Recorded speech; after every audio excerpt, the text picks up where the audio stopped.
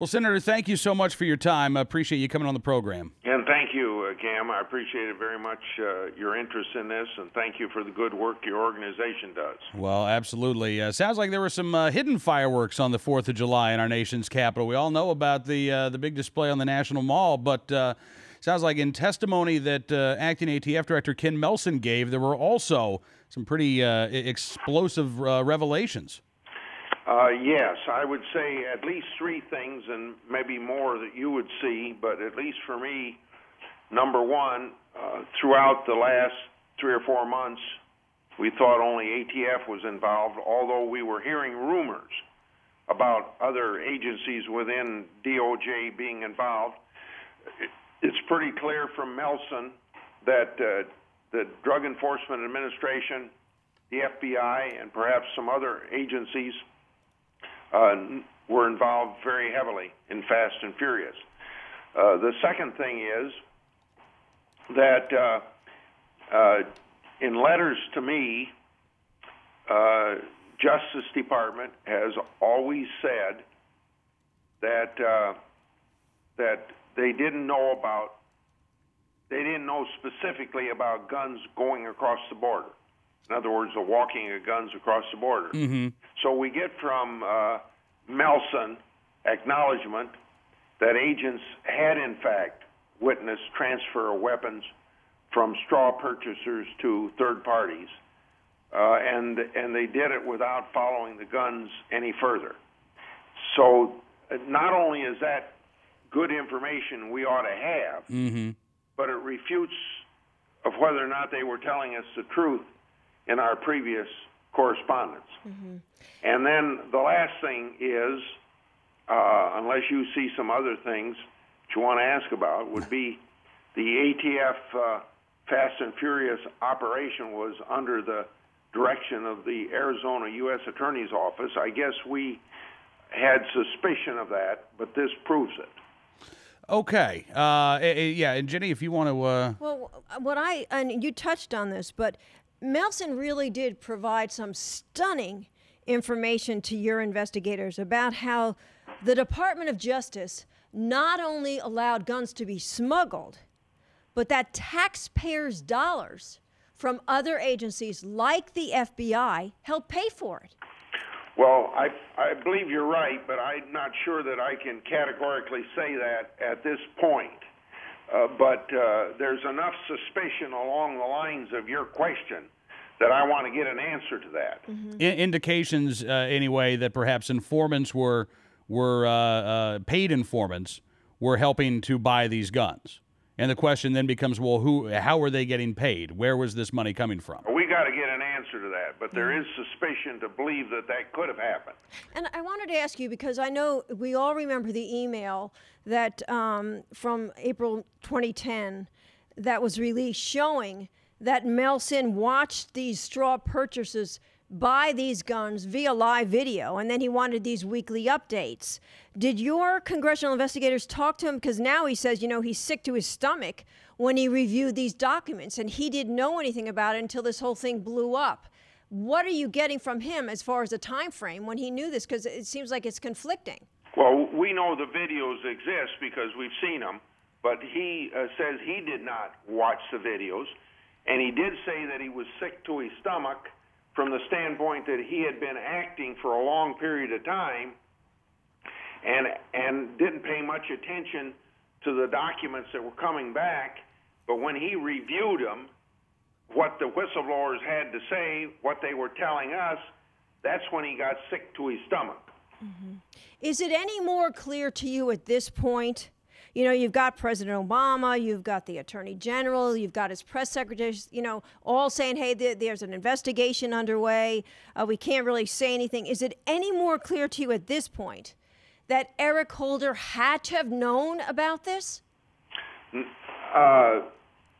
We do not have that evidence, and that's what we're seeking, not necessarily just for Holder, but how far up the chain of command did this go? And I suppose it could have gone to Holder. Maybe it could have gone to somebody in the White House. But right now, it'd be intellectually dishonest for you to say that I even know enough to suspicion that. Okay. But isn't it funny, though, that all of this goes on? Shouldn't the Attorney General had known about it? Well, absolutely. And as a matter of fact, when you were talking with Acting Director Melson, at one point, it sounds like he said he had talked to then Acting Deputy Attorney General James Cole and had informed him about this. This was before Cole got his confirmation vote in late June. I'm curious, Senator, did you have any conversations? Has Deputy Attorney General Cole ever said anything to you about the DEA or FBI's possible involvement in Fast and Furious? Oh, not at all. Because I remember when Agent Donson testified and he was being questioned, he brought up the DEA, the FBI, and ICE all being involved. And what you're hearing from Melson is really a confirmation of that. Yes, and I made reference to that in my testimony before the House of Representatives a couple weeks ago. Yes. And but Melson makes it certain, and so that is a confirmation. Yes. Senator Grassley, were you surprised? I mean, I know that, as I understand it, Melson was supposed to meet with you all next week. Were you surprised that he decided to do this on his own with his own attorney? I'm a little surprised, yes, but very happy that he did, because I think having justice people act as his attorney would have been intimidating, and we probably wouldn't have got quite as much information. And it sounds like, Senator, he wasn't informed by Justice that this was an option for him, that he could get outside counsel and go talk to you on his own. No, he was not informed, and that was probably their way of keeping him under wrap by having one of their own people around. Is it fair to characterize the actions of the Department of Justice as stonewalling at this point? Oh, I'll bet you've interviewed me 3 or 4 times. I was going to say. I use the word stonewall every time. Yeah, but when you look at this, and everybody is now using this word obstructing. I mean, you point out in your letter to the Attorney General that obstructing or impeding a congressional inquiry is also a criminal violation. Mr. Melson said to your investigators, the Justice Department is obstructing the congressional investigation. Do you think we're at any point closer to what Congressman Issa talked about, and that is his committee issuing subpoenas for people who say they don't want to testify? Well, I'll have to leave that up to Mr. Issa, but I think that I'm going to work with him, whatever help he needs from me, but independent of him, wherever these Melson interview leads us down the road to other points that we need to either get documents or talk to different people, we're going to pursue that course on our own.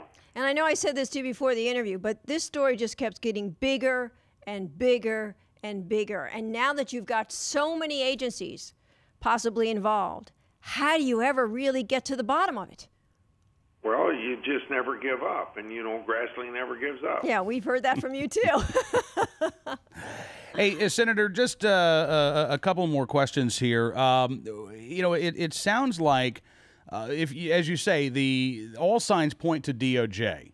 You have Acting Director Melson saying that he wasn't really aware of all of what was going on until he started looking at the papers, that this operation was run out of the U.S. Attorney's Office. Will you be talking to folks within the DEA, within the FBI, or are you going to be focusing your efforts now on trying to unravel what's coming out of the DOJ?